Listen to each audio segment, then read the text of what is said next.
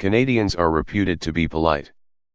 But that isn't a very compelling argument for why the lone wolves there are less inclined to engage in the kind of mass shooting that occurred in Orlando.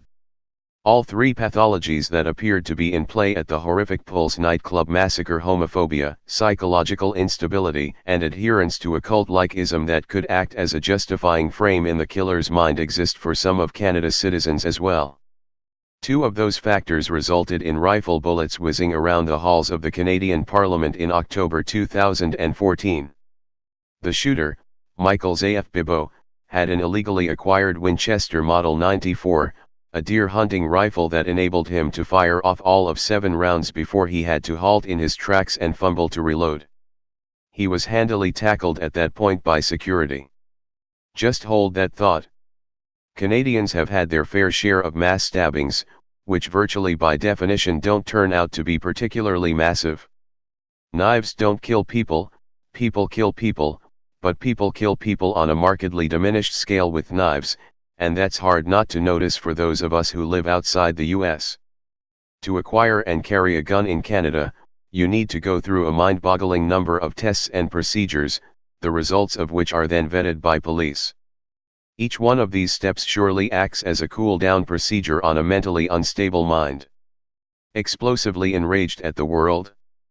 First attend your gun safety class on a Saturday, next available slot in 2 months, in the town 20 miles from your house.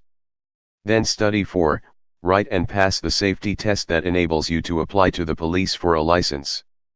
That will entail extensive background checking on their part, after which you may or may not be freed to research where you can go to purchase your weapon and finally unleash your hateful rage. A commonly repeated argument in the US is that men of murderous intent will just go ahead and buy their guns on the black market.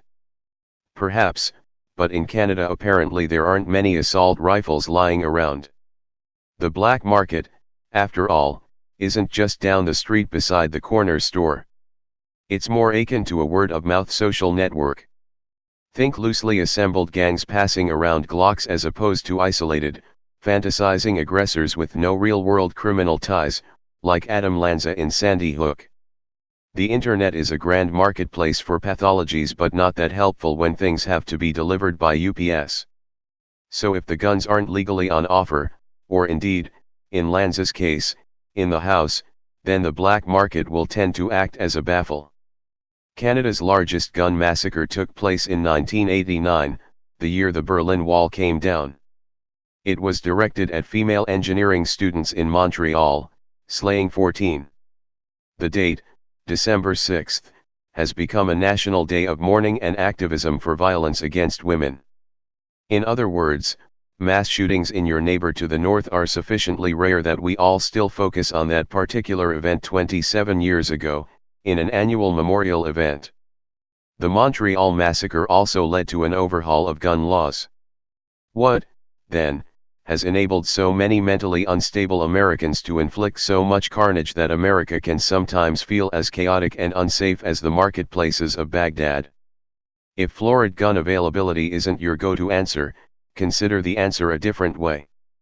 There is a subfield within criminological theory called environmental criminology.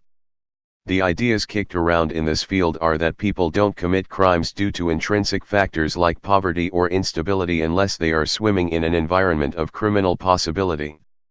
Readily available, high-velocity weapons, for instance, would be a feature of that environment. One of the frames for this discussion in criminology is routine activities theory, first proposed by Marcus Felsen and Lawrence Cohen. According to this theory, a woman is more likely, for example, to be sexually assaulted in an urban area near a transit route than in an empty farmhouse far from help, because the farmhouse is simply not on her attacker's routine pathway. The criminologist Kim Rosso of Texas State University in Austin has developed an investigative approach he calls geographic profiling, in which you can map the routine activities of unidentified violent offenders and determine where to look for them based on where they committed their crime.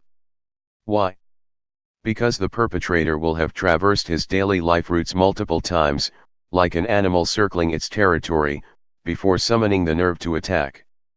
Multiple times he will travel past the same bus stop where he began taking note of a potential victim, while on the way home from his job. In light of these ideas, one might imagine what fermentation takes place in an unstable mind passing several times a month past a gun display. Guns like the AR-15 are, or have been until recently, on sale at Walmart, Target, Costco, and every other shop you'd routinely pass by as an American living in a state like Florida.